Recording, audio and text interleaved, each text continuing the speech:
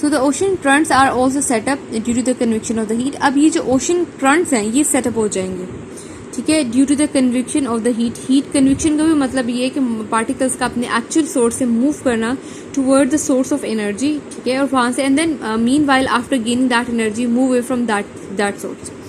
तो convection of heat की वजह से ओशन करंट सेटअप हो जाएंगे। Water of the hot region of the ocean gets hot, ठीक है, जो वाटर होता है आपका हॉट रीजन, जहाँ पे भी हॉट रीजन है उनका पानी, समुद्र का पानी जो है वो हॉट हो जाता है। It expand and gets lighter, ठीक है, हर वो रीजन जहाँ पर आप बहुत ज़्यादा एरिया, वो एरिया जो बहुत गर्म है, ठीक है। तो अगर हम ओशन की बात करें, अगर ओशन किसी ऐसी जगह पे जहाँ का क्लाइमेट बहुत गर्म है, जहाँ पे बहुत हीट होती है सनलाइट की, तो जब वो सनलाइट अगर आपकी उस ओशन पे पड़ रहा है तो उसका पानी क्या हो जाएगा, पानी भी गर्म हो जाएगा। हर वो चीज़ जो गर्म हो जाती है वो लाइट इन वेट हो जाती है। इस तरीके से वाटर क्या हो जाएगा, एक्सपैंड होगा, फैलेगा, ठीक है, और लाइट इन वेट हो जाएगा। जो चीज़ लाइट इन वेट हो जाती है सॉरी, वो सरफेस पे आ जाती है, वो थोड़ी टॉप पर आ जाती है। But water in the colder region remain the cold and heavy. हर ठंडी चीज़ हैवी इन वेट होती है, ठीक हो गया। अगर वो पानी जो अगर आप कोल्ड रीजन्स की बात करें तो वहाँ के ओशन का वाटर कोल्ड होगा, कोल्ड भी होगा, हैवी भी होगा। तो hot water moves along the surface of the ocean toward the colder region. इस तरीके से जो हॉट वाटर है वो मूव करेगा along the surface of the ocean toward the colder region, ठीक हो गया। अब पानी क्या करेगा, आपका जो हॉट वाटर था वो मूव करेगा टुवर्ड द कोल्डर रीजन। जहाँ जहाँ ओशन का कोल्डर रीजन होगा वहाँ हॉट वाटर मूव करता जाएगा। The cold water flows below the surface of the ocean toward the hot reason. हमें पता है जो कोल्ड वाटर होता है, पहले अभी इस टॉपिक के स्टार्ट में मैंने आपको बताया था, एयर का कॉन्सेप्ट देते हुए, जो वार्म एयर होती है वो ऊपर होती है कोल्ड एयर से, जो कोल्ड एयर होती है वो नीचे होती है वार्म एयर से। रीज़न वही है कि जो वार्म एयर है आपकी वो लाइट इन वेट होती है इसलिए वो ऊपर होती है, जो कोल्ड एयर है वो आपकी ठंडी होती है इसलिए वो वार्म एयर से नीचे होती है। ये भी बिल्कुल बात ऐसी, वो जो हॉट वाटर होता है वो आपका लाइट इन वेट होता है इसलिए वो ऊपर, वो टॉप पर होता है। जो आपको कोल्ड वाटर होता है वो हैवी इन वेट होता है इसलिए वो कहाँ होता है, नीचे होता है। So the cold water flow below the surface of the ocean. जो कोल्ड वाटर कहाँ बहता है आपके ओशन की सर्फेस के नीचे, ठीक है, टुवर्ड द हॉट रीजन।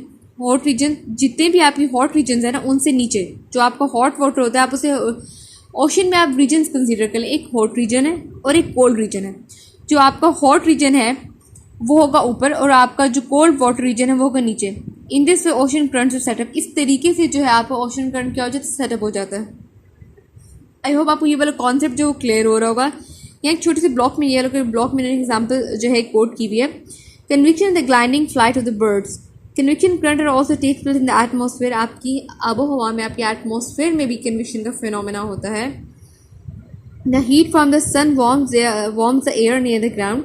जो सनलाइट की हीट है, जो सन की हीट है वो वार्म कर देती है जो हवा होती है यहाँ ग्राउंड में उसको। The warm air expand and become light in weight. वो जो एक्जैक्टली हमने ऊपर फिनोमेना पढ़ा था, जो वार्म एयर है वो एक्सपैंड होगी, वेट में हल्की हो जाएगी।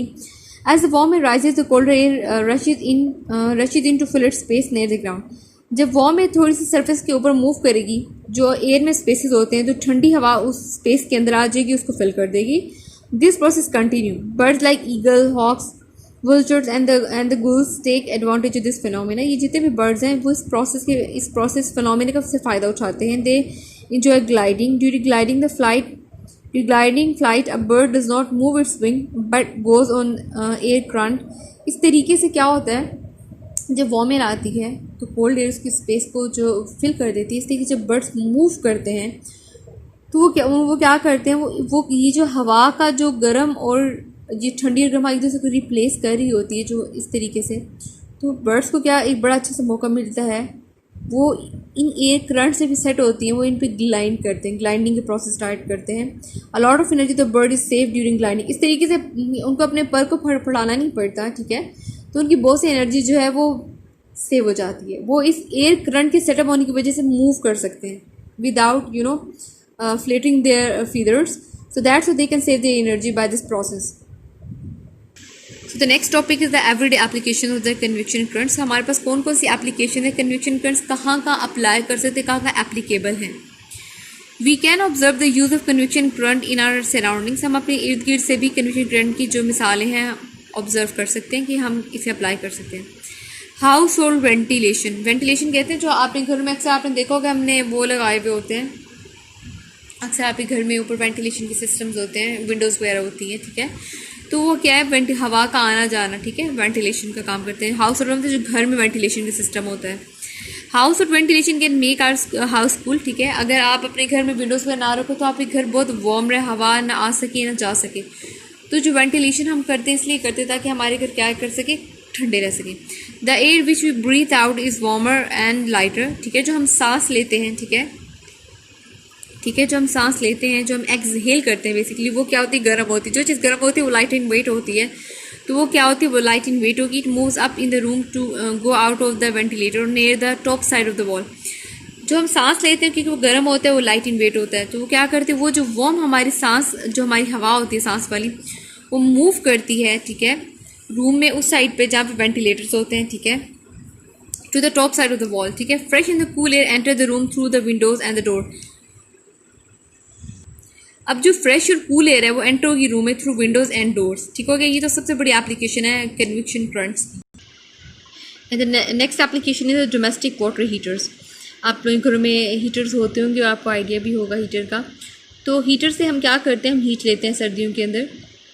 तो in a domestic water heater, domestic का मतलब तो घरेलू, जो घर में यूज़ होने वाली चीज़ होती है वो डोमेस्टिक कहते हैं। जो भी डोमेस्टिक यूज़ में आ रहा होता है ना आपका हीटर, तो इसलिए हम उसे डोमेस्टिक वाटर हीटर बोलते हैं। अब वो वाले हीटर जो जिनमें वाटर हम यूज़ करते हैं, वो वाले हीटर्स, ठीक हो गया। Water is heated in the boiler by the gas burner और द हीटिंग कॉइल। जो वाटर है हम उसको बॉयल करते हैं बॉयलर के थ्रू। बॉयलर वही जो बॉयल करे उसको बॉयलर बोलते हैं, जिसे वाटर बॉयल करते हैं। अब जो वाटर है वो हीट होता है बॉयलर के थ्रू बाय गैस बर्नर और द हीटिंग कॉइल। ये अगर आपका कनेक्शन जो है हीटर का अगर गैस के साथ है तो उसमें गैस बर्नर होगा, नहीं तो हीटिंग कॉइल्स होती हैं जो पानी को क्या करती हैं, गर्म करती हैं। The hot water expand and become lighter in weight. जब हॉट वाटर है, हमें we are continuously repeating this line, I am continuously basically repeating this line. जो हॉट चीज़ जो भी, इधर इट्स एयर और वाटर, वो एक्सपैंड भी होगी and it would lighter in weight too. जो हॉट एयर है वो एक्सपैंड हो जाएगी और लाइट इन वेट हो जाएगी। This water is rises and flow into the upper part of the water heater. अब ये पानी जो आपके आप गर्म हो गया, ठीक है, वो लाइट इन वेट हो गया, तो अल्टीमेटली मूव करेगा। राइज का मतलब ऊपर आना, उभर के ऊपर आना, वो ऊपर उस सरफेस के ऊपर आएगा and flow into the upper part of the water heater. और वो हीटर वाटर हीटर के बिल्कुल अपर पार्ट पर आ जाएगा। To take the place of the hot water की जगह पर आ जाएगा।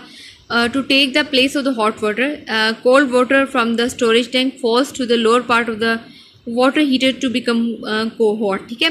अब गर्म पानी जो सरफेस पे आ जाएगा, ठीक है, और जो आपका ठंडा पानी है वो नीचे आ जाएगा। अब ये जो ठंडा पानी है ये क्या करेगा, it falls to the lower part of the water heater to become cold. फिर ये मूव करेगा हीटर के लोअर पार्ट तक, उस पार्ट में मूव करेगा जहाँ से आपकी हीट जो है वो आ रही है। ये कोल्ड वाटर वहाँ से हीट एब्जॉर्ब करके फिर दोबारा से खुद हीट अप होकर गर्म हो जाएगा।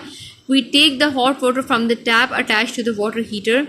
फिर हम क्या करते हैं, हम वो हॉट वाटर कहाँ से लेते हैं, उस टैप से लेते हैं जो आपके हीटर के साथ क्या होती है, वाटर हीटर के साथ क्या होती है, अटैच्ड होती है। Convection current help in the continuous supply of the hot water. इस तरह से कन्वेक्शन करंट हमें हेल्प करते हैं बार बार कि हम हॉट वाटर जो है वहाँ से ले सकें। The next is air conditioner. आप लोग नॉर्मली घरों में जो AC वगैरह आप लोग आइडिया हुए एयर कंडीशनर्स का। एयर कंडीशनर ऑल्सो यूज है convection current cools the room. कि हमारे जो AC आप घर में होते हैं उससे क्या होता है, आप जब उसको ऑन करते हैं तो रूम क्या होता है, ठंडा हो जाता है। Air condition are install near to the ceiling. अब आपने ये बात नोटिस की होगी, बहुत आपकी जो सीलिंग छत को बोलते हैं ना, तो छत के बहुत करीब लगाए जाते हैं air conditioners. The fan of an air conditioner blow cool dry air. जो फ़ैन होते हैं एयर कंडीशनर के अंदर वो क्या करता है, ठंडी हवा प्रोड्यूस करता है। The cool air is heavy in weight. और हमें पता है कि जो हर वो चीज़ चाहे वो गैस है चाहे वो लिक्विड है, अगर वो ठंडी है, अगर वो कूल वाले फेज़ में है तो हैवी इन वेट होगा। So it sinks. जो चीज़ ठंडी होती है वो सिंक हो जाती है, ठीक है। The warm air of the room rises because it becomes light in weight. अब रूम की जो गर्म हवा है क्योंकि वो लाइट इन वेट होगी तो मूव करेगी, वो राइज हो जाएगी अप, ठीक है, वो ऊपर की तरफ राइज हो जाएगी। The air condition draws this warm air to make it cool. अब जो एयर कंडीशनर की जो हवा है, ठीक है, जो कूल एयर है वो ड्रॉ करेगी, वो निकालेगी इस गर्म हवा को, ठीक है, और उससे कर देगी कूल। वही एग्जैक्टली वही प्रोसेस है कि वार्म एयर ऊपर हो जाएगी, कोल्ड एयर नीचे होगी। फिर वो जो कोल्ड आपके पास जो कोल्ड एयर थी उस वार्म एयर को क्या करेगी, कूल कर देगी। फिर दोबारा से अगर रूम में बिल्कुल वही प्रोसेस जो हम प्रीवियसली पढ़ चुके हैं, इस तरीके से क्या होगा, जब वार्म एयर आपकी कूल एयर वार्म एयर को दोबारा ठंडा करेगी, इसी से आपका पूरा रूम क्या हो जाता है, ठंडा हो जाता है। इस तरीके in this way the air circulates again and again till desired temperature is reached. इस तरीके से प्रोसेस कंटिन्यू रहेगा। जब जब गर्म हवा होगी तब तब वो ठंडी हवा जो आपको एसी दे रहा है, आपको एयर कंडीशनर, वो उसको अपने साथ क्या करेगी, इन कांटेक्ट करके उसको ठंडा करेगी। ये प्रोसेस सब तक रिपीट होता रहेगा अनटिल एंडलेस, जब तक आप अपना डिजायर्ड टेम्परेचर जो है अप्रोच नहीं कर लेते। So all these are the application, very basic and very important application which are related to the convections. These are very useful and we use normally in our daily routine life. Now the next topic is the radiation. Radiation कहते हैं श्वाओं। The transfer of the heat energy from a hot body to a cold body directly without heating the space in between the two bodies is called radiation. Okay. Heat energy का transfer होना एक गर्म body से ठंडी body तक बिल्कुल directly मतलब बिल्कुल, मतलब ऐसे नहीं कोई इनडायरेक्ट सोर्स है, बिल्कुल डायरेक्टली आपको हॉट से कोल्ड बॉडी में जो है एनर्जी का ट्रांसफ़र होना, that is radiation. Without heating the space in between the two bodies, उनके दरमियान, उन दो बॉडीज़ के दरमियान में जो स्पेस है, बगैर उस स्पेस को गर्म किए बगैर। अच्छा, ये बड़ी चीज़ एग्जाम्पल ने दिखाई हुई, आप देखिए ऊपर सन दिखाया हुआ और फिर नीचे अर्थ दिखाई हुई। अब देखिए जब सन की जो हीट डायरेक्टली अर्थ पे पड़ती है तो गर्म होगी ना, तो ये कहना ये चाह रहे हैं बेसिकली, हॉट बॉडी आपकी सन है, कोल्ड बॉडी आपकी अर्थ है। जब सन की जो लाइट है, हीट जो है वो डायरेक्टली आपकी अर्थ पे पड़ रही है, विदाउट इनके दरमियान में जो गैप है सन और अर्थ, विदाउट इस स्पेस को गर्म किए बगैर डायरेक्टली आपका वो हीट एनर्जी एब्जॉर्ब करना, दैट इज़ कॉल्ड रेडिएशन। अगर हम सनलाइट में बैठे हुए हैं, ठीक है, और सनलाइट हम पर पड़ रही है, तो उसकी हीट को हम डायरेक्टली अपनी क्या कर रहे हैं, उस वहाँ से सनलाइट की एनर्जी को एब्जॉर्ब करें अपनी बॉडी के अंदर, विदाउट अपने स्पेस को हीटअप किए बगैर, जो हमारे और सन के दरमियान में उस स्पेस को हीटअप किए बगैर।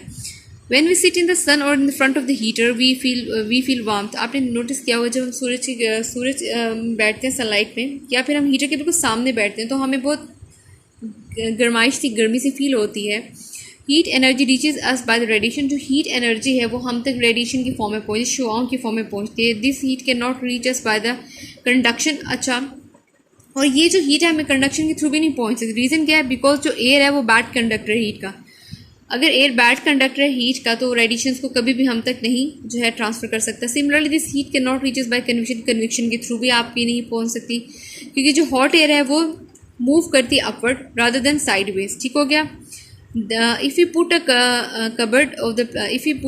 cardboard or the plastic sheet between us and the source of the heat, we no longer feel warmth. अगर हम कोई कार्डबोर्ड या प्लास्टिक शीट रख लें बिटवीन अस, सूरज और अपने दरमियान में अगर हम कोई भी कार्डबोर्ड या प्लास्टिक शीट रख लें, and the source of the heat we no longer feel warmth. अच्छा, इस तरीके से है कि ये बात बिल्कुल ऐसी है। अगर आप सनलाइट में बैठे हो, ठीक है, अगर आप हैट ले लो, ठीक है, अगर जो आपने हैट पहनी हुई होती है, ये कोई भी ऐसी चीज़ ले लो जो आपको सनलाइट से प्रोटेक्ट कर सके, उसकी डायरेक्ट हीट आप तक ना पहुँचे, ठीक है। इस तरीके से आप क्या कर रहे हो, वो जो गर्मी है ना, उसकी जो रेडिएशन है सनलाइट को आप तक नहीं पहुँचेगी, तो आप वो वार्मथ नहीं फील कर पाओगे। अगर मैं सूरज में बैठी हूँ, ठीक है, और मैंने कोई कार्डबोर्ड या कोई भी हार्ड चीज़ अपने सर के ऊपर रख ली है, तो मुझे डायरेक्टली सनलाइट की जो रेडिएशन है मुझ तक नहीं पहुँची। जब सनलाइट की रेडिएशन मुझ तक नहीं पहुँचेगी तो मुझे वार्मथ फील नहीं होगी। So we can say that the heat from the sun or the heater reaches us by which requires no medium. So we can say that जो heat जो हमें sun और heater से आ रही है reaches us by which requires, उसको किसी medium की ज़रूरत नहीं है, ठीक है, हम तक पहुँचने के लिए। So that's how the radiation which comes from the sunlight reaches directly. तो किसी मीडियम की ज़रूरत नहीं हम तक पहुँचने के लिए। तो उसकी जो सनलाइट की जो रेडिएशन है जो हम तक पहुँचती है, दैट इज़ वेरी डायरेक्ट, ठीक है, कोई इनडायरेक्ट सोर्स नहीं है उसका पहुँचने का, that is very directly reach toward you. So the next topic is the good and the bad radiators and the absorbers of the heat. अच्छे और बुरे रेडिएटर्स कौन से हैं? रेडिएटर्स का जिनमें से जो है रेडिएशन जो है वो निकलती हैं, और एब्जॉर्बर ऑफ द हीट का मतलब जो अपने हीट को जज्ब करते हैं, एब्जॉर्ब करते हैं। Experiments have proved that the good absorber of the heat are also the good radiators of heat. Experiments हमें ये पता चलता है हर वो चीज़ जिसके अंदर हीट एब्जॉर्ब करने की जस्ट जितनी अच्छी कैपेसिटी होगी वो उतने अच्छे रेडिएटर्स भी होंगे। तो दोनों जो हैं characteristics at the same time किसी भी चीज़ के अंदर होगी। अगर वो अच्छा एब्जॉर्बर ऑफ हीट है तो वो गुड रेडिएटर ऑफ हीट भी होगा।